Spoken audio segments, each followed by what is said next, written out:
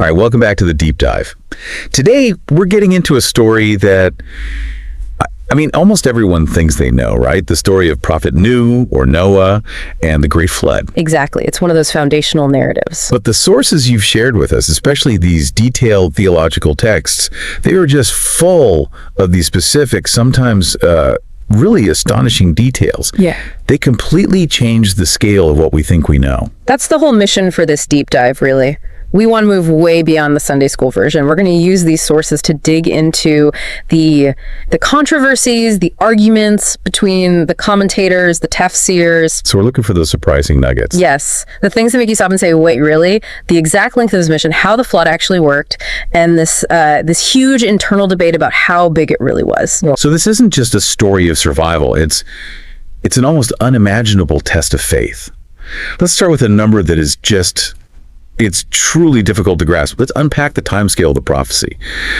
So when you look into how long Prophet Nuh spent calling his people to one God, the sources are all in agreement on this just mind-boggling figure. He preached for 950 years. Yeah. So I want to pause on that. 950 years. Delivering the same message. It forces you to completely rethink what prophetic dedication even means. You know, we think in terms of maybe a lifetime, but almost a millennium. It's a testament to this unwavering belief. And for all that time, the vast majority of people just rejected him. And not just quietly rejected him, they mocked him. They scorned his message, and the sources say they actively threatened his life. And what's so fascinating is the sources give us names. It wasn't just idols, it was very specific. Right. It grounds the story. They were following the lead of the descendants of Kabil, or Cain, and the idols mentioned are Wad and Suwa. This wasn't some new thing. This was a centuries-old cultural foundation he was trying to uproot. So his task was monumental. Absolutely. And in all that time, only a tiny handful of people ever actually believed him. And even before the flood, the sources mentioned that the consequences of this stubborn disbelief, they were already starting to show up. Yes, and this is a key detail that often gets glossed over. The texts suggest Nuh's curse led to pre-flood sterility and a severe famine. So it was a warning. It was a final chance, a physical warning for them to repent before the big one. But even with starvation, even with the inability to have children, they held on to their disbelief. That level of rejection, it really sets the stage for why the final command was so Exactly. It was the last resort. Yeah. So after this incredible, nearly 1,000-year mission of just rejection, the divine command shifts. It's no longer about preaching. Now it's about preparation. Nuh is commanded to build the ark. And this is where, from the community's perspective, the whole thing just becomes completely absurd. Oh, absolutely. The command is clear to build a massive boat on dry land. I mean, you have to put yourself in their shoes. You're going through a famine, and this guy, who you think has been wrong for 950 years, starts building a giant ship miles from any large body of water. The ridicule must have been relentless. The sources really emphasized that. They saw it as just senseless. Proof that this prophet had finally gone completely mad. But that absurdity was part of the test for him, right? I think so. There was no room for doubt. He had to act purely on the divine command, no matter how crazy it looked to everyone else. And when the ark was done, the boarding instructions were so specific. Meticulously selective.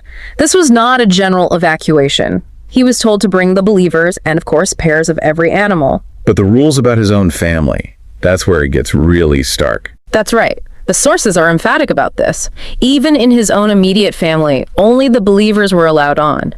His wife and one of his sons, because they rejected the faith, were explicitly excluded. So lineage meant nothing. Nothing. Faith was the only thing that mattered. It shifts the story from this physical preparation to this really powerful theme of personal accountability. I can't imagine the pain of that. Yeah. To endure 1,000 years of everyone rejecting you, only for your own family to do the same at the final moment. And all the while, the disbelievers are mocking him for his boat in the desert, having no idea it's about to become the only thing left. Okay, so that brings us to the catastrophe itself. And the sources are really precise about how this flood happened. This was not just a bad storm. No, not at all. The mechanism they describe is key. It was a complete dual source event, a total unraveling of the natural world. The water came from two directions. At the same time, First, the gates of heaven opened with this torrential, unprecedented rain.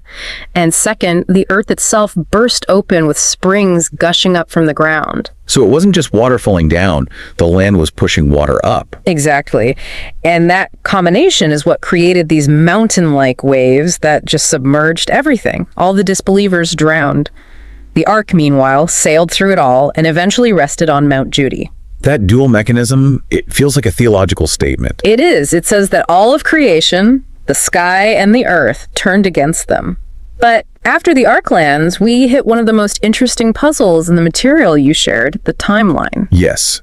This is something I think you, our listener, will find fascinating. Yeah. Because when you compare the accounts of how long the flood lasted, the differences are, well, they're huge. It's not a small disagreement, is it? We're talking about timelines that range from a few weeks to more than a year. Right. Some sources say the flood lasted just 40 days. Which likely refers to that most intense period of rain. But then others say 150 days until the water peaked.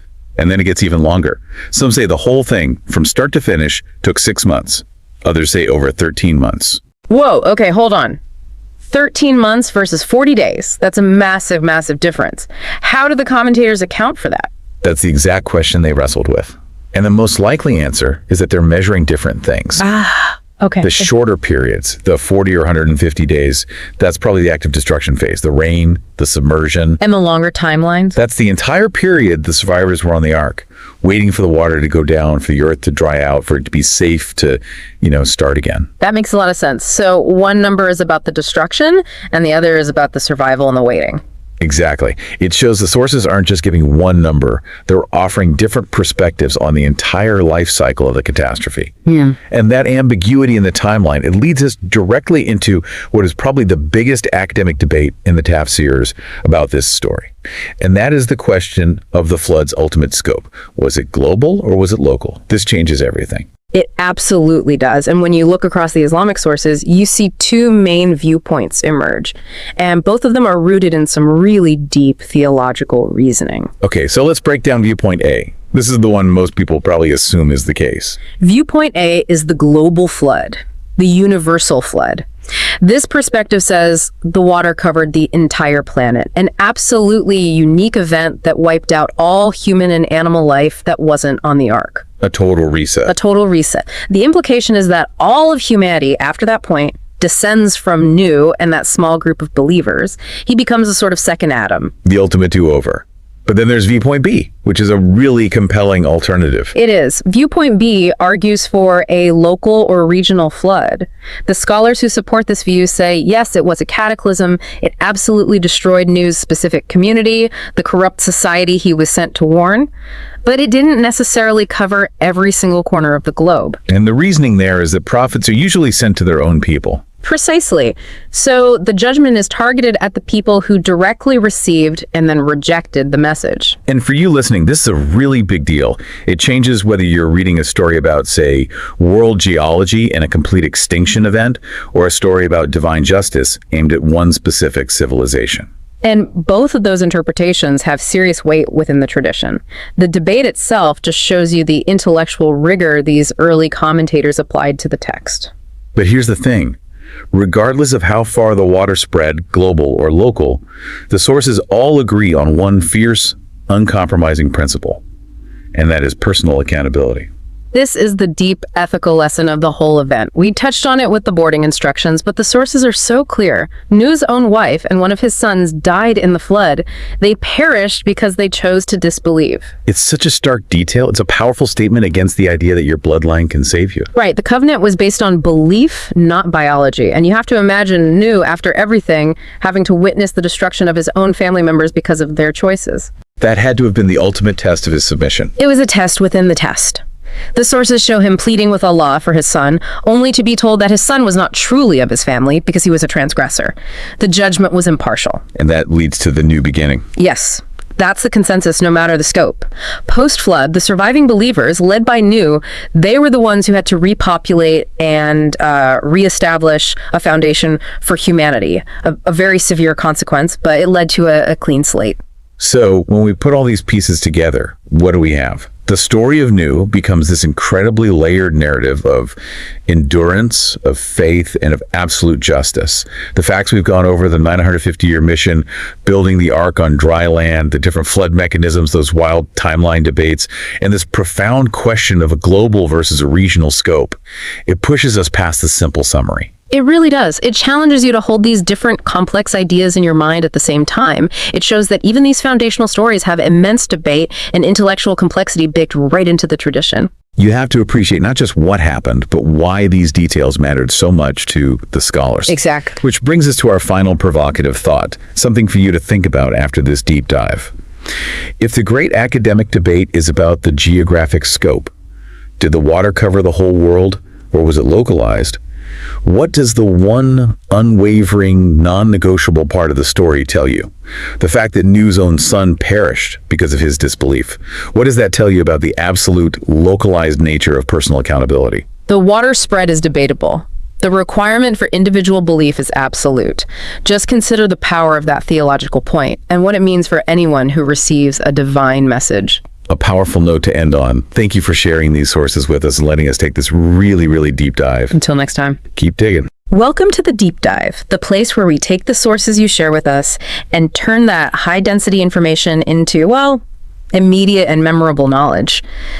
Today, we're doing something like an archaeological dig into, I guess, the concept of human endurance, and it's a study in persistence that really just dwarfs anything we normally think about. Yeah, absolutely. The sources you sent in, they zero in on this one extraordinary, really specific historical duration. The length of Prophet Nuh's mission, traditionally known as Noah. And the span of time is so immense, it almost defies comprehension, right? Yeah. Especially for a single human project. Exactly. So our mission today is pretty straightforward. We want to use the precision in these sources to define exactly what this time frame was, then understand the just, relentless effort that went into it. And then uncover the math, which is, I think, the most astonishing part. It really is. And the central figure that serves as our hook for all this, a truly colossal 950 years. Okay, so let's unpack that. Yeah. Because when most people hear a number like 950 years, it just sounds mythical. Right. Impossible. Impossible for one person to sustain a single objective for that long. But our sources, they pull this figure directly from Scripture.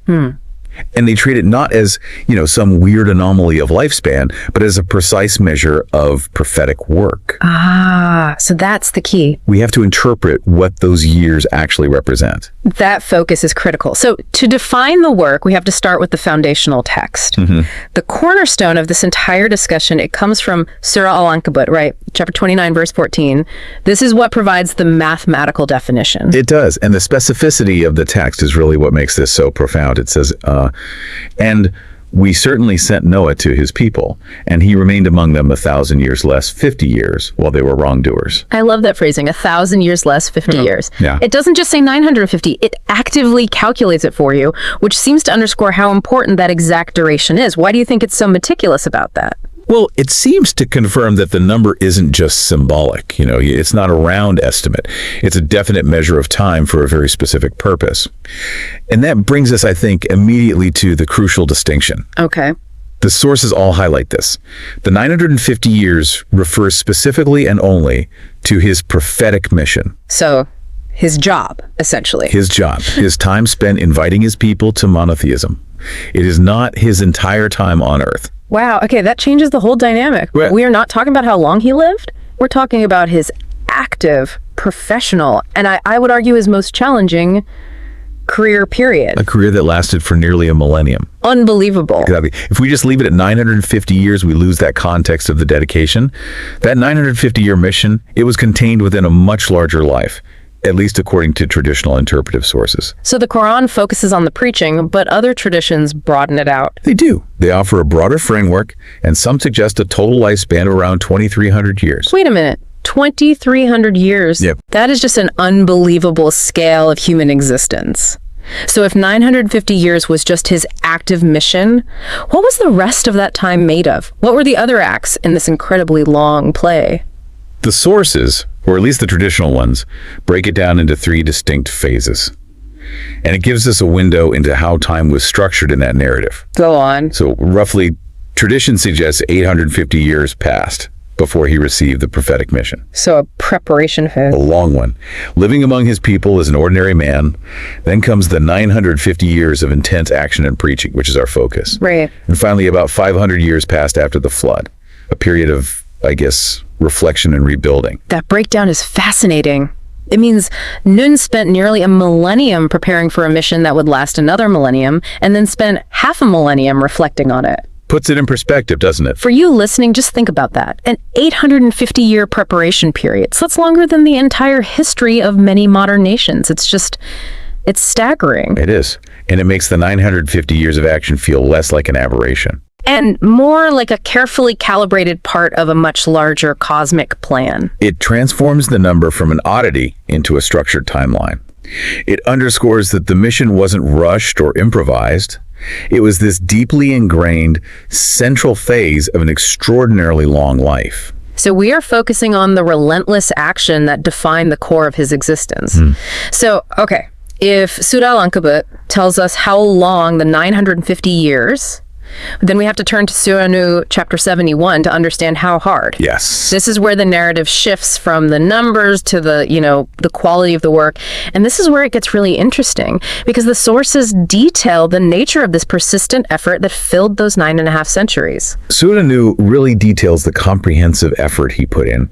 He called his people continuously. And it says literally day and night. Day and night. This wasn't a part-time job or, a sermon once a week. It was a non-stop, sustained appeal. And crucially, the sources note that he varied his tactics constantly. Which is so important. He didn't just stand on a soapbox for 950 years. He used mass communication preaching publicly to large crowds, but he also engaged in private one-on-one sessions. Trying to counsel and connect with individuals personally. Think about the dedication that requires. For almost 1,000 years, he is employing every available method of persuasion. Shifting between these huge public campaigns and these intimate personal talks. Desperately trying to get his message across. And yet, despite all of this constant, varied, persistent effort, Surah Nuh documents an intense and prolonged rejection from his people. Oh, absolutely. What specific forms did that rejection take? It must have been emotionally crushing. The rejection was comprehensive. And it was active. The sources describe people stopping their ears with their fingers so they wouldn't have to hear him. Wow. They'd pull their garments over their heads to avoid even seeing him. Their opposition wasn't just apathy, it was entrenched obstinacy. And it got worse over time. It grew worse as the years dragged on. They actively tried to negate his efforts at every single turn. The psychological weight of that. Day in, day out, across 9.5 centuries. It's truly difficult to grasp. You're talking about a kind of spiritual resilience that goes so far beyond anything we measure in a modern lifetime. Constant effort met with deeper entrenchment. Right. And that persistence is the defining characteristic of Surah Nuh. It's the unwavering, non-negotiable nature of the call, sustained over that immense time frame we got from Surah Al-Ankabut. So the two texts together define the quantity and the quality of the effort. Exactly. This relentless effort. It brings us to what, for me, was the most striking part of the sources, the scholarly attempt to analyze that 950-year period against the actual results. We're now entering the territory of some surprising and frankly kind of heartbreaking math. This is truly the aha moment. This is what translates an immense historical figure into a relatable metric of patience. Scholars have analyzed this mission duration relative to the small number of followers who ultimately joined him. And the startling insight that comes out of that calculation is that the mission, lasting 950 years, yielded astonishingly few converts. The average. It averages out to roughly 1 convert for every 12 years of work. Let's just pause on that for a second. Yeah. One individual convinced every decade plus. It's almost unbelievable. If you look at it mathematically, the rate of return is functionally 0. This helps you grasp the scale of the effort. It wasn't just a long time. It was a nearly 1,000-year struggle characterized by failure. Punctuated by extraordinarily slow single-digit success. Right. I have to ask, how do scholars even arrive at that 12-year average? Is this based on a fixed known number of converts, or is it more of an interpretation? It's an interpretive calculation. Yeah. It's based on a textual implication that the number of believers was extremely small. So the exact number isn't in the primary text. Correct. But the consensus points to a minimalist interpretation, and that's what leads to this staggering average. It serves as a narrative tool to highlight the extreme patience required. I mean, If a modern startup CEO had a success rate of 1 positive result every 12 years, that venture would be shut down instantly. But here, the metric isn't conversion speed, it's steadfastness in the face of near total defeat. it underscores that the success of the mission wasn't defined by the number of people he brought in. Not at all. It was defined by the fact that he maintained his dedication for the full 950 years. The entire metric of success shifted to pure endurance. Absolutely. And this focus on endurance is so strong that it overrides even these minor technical ambiguities you find in the source material. Oh, what kind of ambiguities? For instance, the term used for years, sana. It could technically be interpreted as either lunar or solar cycle. Right, and lunar years are a bit shorter. About 11 days shorter than solar years. So 950 lunar years is slightly less time overall than 950 solar years. So there is a bit of a calendar question there. What do the sources conclude? They acknowledge the nuance, but they pretty much immediately dismiss it as irrelevant to the point. The consensus is that the Quran gives no further clarification. Because it doesn't matter. It doesn't matter. The point isn't the astronomical precision, whether it was 950 solar years or 950 lunar years. The magnitude of the effort remains virtually the same. The duration is so vast that the specific calendar used is irrelevant to the lesson of perseverance. The emphasis stays fixed on the longevity of the commitment.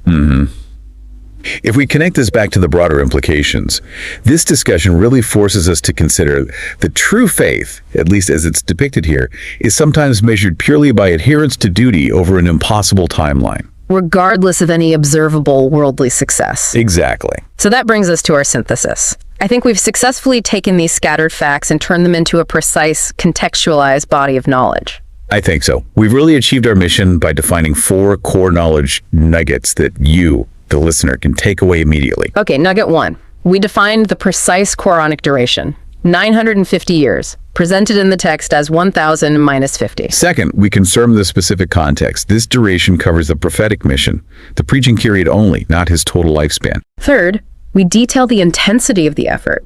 We used Surah Nuh to illustrate his commitment to varied methods, public and private, and his unwavering focus despite that persistent act of rejection. And fourth, we grasped the weight of the mathematical interpretation of patience, that astonishing and frankly demoralizing rate of roughly 1 convert every 12 years. This deep dive has really transformed a familiar figure into a profound measure of extreme human resilience. For sure. This really shows the value of digging into the specifics behind these accounts.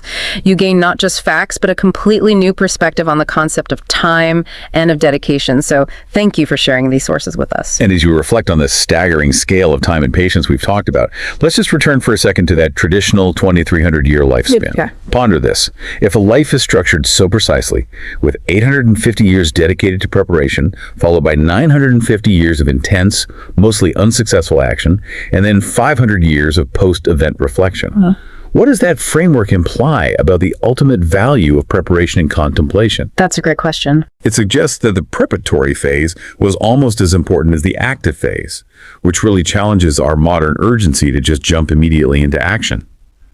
Consider what it means to dedicate nearly a millennium to waiting before the real work even begins. So I think almost everyone knows the story of Noah's Ark, right? Noah's Ark. It's probably one of the most famous stories ever told, a kind of shared story of a massive cataclysm of judgment and, of course, survival. It really is. It crosses so many cultures. But today, we want to go a little bit deeper. We're not really asking the question of if it happened. We're tackling something much more specific, a question that scholars have debated for centuries, really. And that is, how big was it? Yeah, that's the heart of it, isn't it? When we do a deep dive into the Islamic scholarly sources, we find this incredibly rich debate. It's called the basically the debate over the scope of Noah's flood. So that's our mission for this deep dive. Was this a truly global flood, covering the entire planet? Or was it a massive, definitely catastrophic, but ultimately localized event confined to Nuh's part of the world? And what's so amazing is how this forces scholars to wrestle with, well, more than just the text itself. Absolutely. Okay, let's unpack this. The stakes here are actually pretty high, because the whole debate really comes down to a conflict in methodology. You have to decide which lens to look through. Is it the traditional interpretation, which often assumes the biggest possible scope for a divine act? Or is it external evidence, things like archaeology, geology, modern science. I mean, the real question is, can modern empirical evidence actually limit the scope of a miraculous event that's described in Scripture? Okay, so let's start with what you could call the traditional powerhouse view. This is the consensus held by the majority of classical scholars. Right. The case for a global flood. Right. This interpretation sees the story as a universal act, a kind of purification. It's like a cosmic reset button being pressed on all of humanity. And the argument for that, it's rooted in the text itself. Entirely. It's all about how they read the foundational text. They look at the Quranic term ard, which we usually translate as earth or land, and they interpret it in its biggest, most unqualified sense. For them, ard doesn't mean a region. It means the whole planet, the entire globe, no question. And if you start with that premise that Ard means the whole world, then a lot of other things just fall into place. They have to. Like the command for Nuh to take pairs of every single species of animal onto the Ark. I mean, that detail only really makes sense if all life everywhere was threatened. Exactly. If the flood was just, say, in Mesopotamia, the animals in Africa or Asia would have been fine. You wouldn't need to save them. The command itself implies a global scale. And that leads to maybe the most critical point for this side, what you called the progeny question. Yes. The global view insists that only Nuh's family, his progeny, survived. They were the sole source for every human civilization that came after. That's often based on interpreting the verse. And we made his progeny the sole survivors. That seems like a really foundational point for them, a non-negotiable. It is, because if even one group of people survived on another continent, then Nuh's descendants were not the sole survivors. And the whole theological structure about the repopulation of the earth from one family, it just kind of collapses. It completely falls apart. And this isn't some fringe idea. This view is backed by, giants of Islamic scholarship. You see it with someone like Ibn Kathir, the great 14th century scholar. In his famous tafsir, his commentary, he's crystal clear. He says the flood covered the earth from north to south, east to west. And that pretty much set the traditional consensus for centuries. But you even see it echoed much later, in the 20th century, by the Shia scholar, Allama Tabatabai. In his work, Al-Mizan. Right. He argues for the global view so forcefully, he connects the dots. Nuh was a prophet with a universal message, so the judgment had to be universal too. He even cites specific verses, like in chapter 11, to show that the water covered everything, even the tops of the highest mountains. Now, something that came up in the source material was this mention of geological support. That seems a bit strange from a modern perspective. Yeah. How could geology possibly support a global flood? That's a great question, and it's a crucial point. When these scholars, even the later ones, talked about geological support, they weren't talking about modern science as we know it. Okay. They were working with the evidence available to them. For instance, finding marine fossils, seashells, high up in mountain ranges. I see. To them, that was undeniable physical proof. How could a seashell get on top of a mountain unless the ocean was once that high? It was a logical conclusion based on the evidence they had, viewed through the lens of the scriptural account. For them, the miracle explains the geology. Rather than the geology limiting the miracle. Precisely. So the universal prophet, the universal message, it all necessitates a universal event. And when modern science challenges that, this side generally says the text and its miraculous nature come first. The Ark's mission demands it. Exactly. Okay, so this is where it gets really interesting for me. How in the world do those who argue for a regional flood deal with these same exact terms, Ard, the animals, the universal call, and still make a case that holds up? Well, the case for a local flood is a really strong intellectual counter-argument. And it works by completely reframing the purpose of the event. Okay, so how do they frame it? Their core argument is that the flood was, without a doubt, a massive, horrifying catastrophe. Maybe the single greatest flood in human history up to that time. But, and this is the key, it was confined to Nuh's immediate region. It was designed to bring judgment on his specific rebellious community. So they're shrinking the map, but not the impact for the people who are actually there. Precisely. The devastation is just as total, but the footprint, as you said, is regional. So how do they get around the big linguistic problem, the word Ard Earth? They argue for linguistic flexibility. I mean, yes, Ard can mean the entire planet, but in many contexts, it can also just mean a large territory, a landmass, a country. Like the land of Egypt. Exactly. They argue that the context of Nuh's story actually forces you to read it that way, as the land of Nuh's people.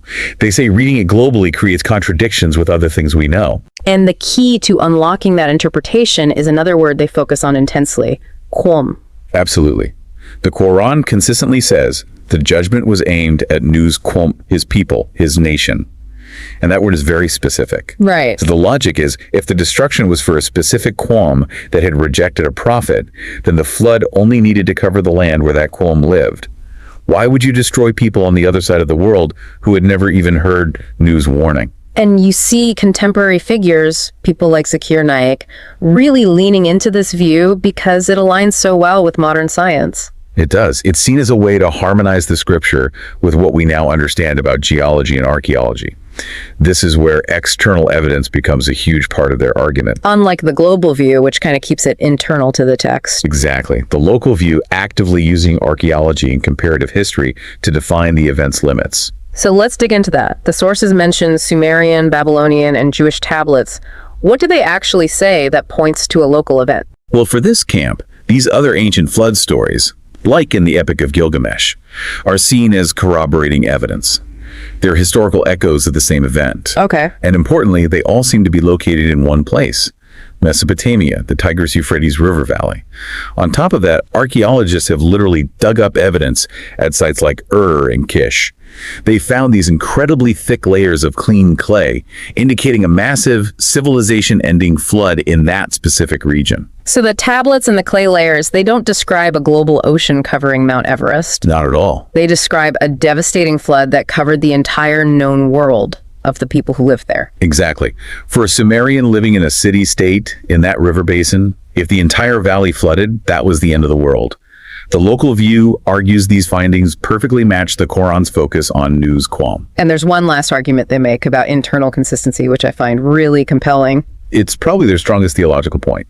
They argue that if the flood truly wiped out all human life globally, it actually creates a problem. Because the scripture talks about other prophets being sent later, like Hud and Salah, to warn other existing nations.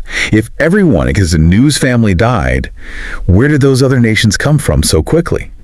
By keeping the flood local, it avoids that contradiction. It allows for other human populations far away to have survived, continuing their own lineages outside the Ark. Okay, so let's put these two really well-argued positions side by side. For anyone listening who wants to get the quick, thorough rundown, what are the absolute key points where they just diverge? We can break it down into maybe three main fault lines. First, what you call the linguistic knot, the word Ard. Right. For the global camp, the classical scholars, Ard is unqualified. It means the whole earth. End of story. For the local camp, which aligns more with modern science, Ard means a specific large region, the land of Nuh's qawm. Okay, that's number one. What's the second divide? The evidentiary divide. This is all about their methodology, their toolkit. How they build their case. Exactly. The global camp relies heavily on traditional sources, historical reports, specific hadith, and the theological narrative of universal prophethood. They use old geological observations, like those fossils on mountains, to confirm the text. While the local camp does the opposite. Pretty much. They prioritize modern findings, archaeology, geology, and use that external evidence to contextualize and, frankly, to limit the geographical scope of the text. And third, you mentioned the progeny question. This feels like the deepest split. It's the defining line, I think. For the global view, this event was a total human reset. So Nuh's descendants had to be the sole survivors. It's fundamental, and that's why the Ark needed every animal pair. But the local view reframes that. Completely. They say the text's focus is on the destruction of Nuh's qawm, his people.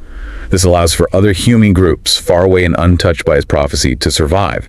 And in that case, the Ark's animals were only needed to repopulate the devastated region, not the whole planet. The passion in this debate shows it's about so much more than a flood. It's really about the nature of God's actions. I mean, if God's message is universal, does that mean the judgment has to be universal too? Yeah, if you connect it to the bigger picture, the heart of this deep dive isn't really about figuring out what happened thousands of years ago. It's about understanding how scholars, then and now, use the same sources to define the limits of divine action versus the limits of the physical world. It forces a choice. Is the text a scientifically descriptive account, or is it a theological statement about humanity? And you see, it's still a live debate today. When you have major figures staking out strong claims on both sides, you realize this isn't some dusty historical argument.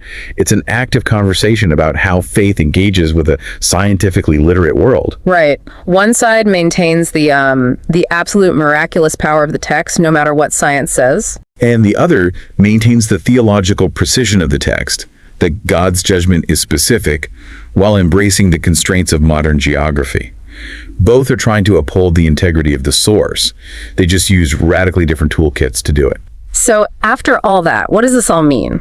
We've seen these two incredibly well-argued positions, both using the exact same foundational texts. You've got the global consensus from giants like Ibn Kathir all the way to more modern scholars like Tabatabai, all based on the survival of species and a universal human reset.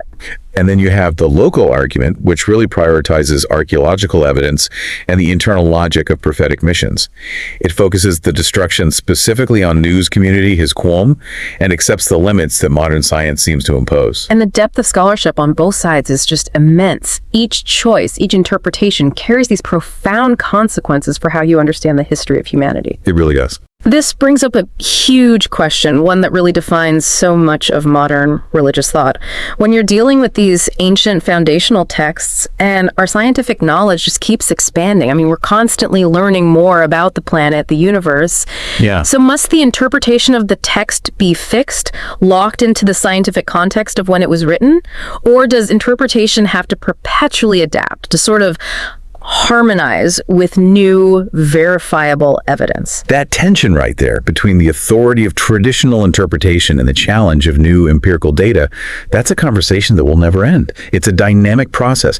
Every generation, in a way, has to reread these foundational stories through the lens of what they know about the physical world. And that is the deep dive for you. Grappling with how new knowledge in any field is constantly reshaping our understanding of even the most ancient histories.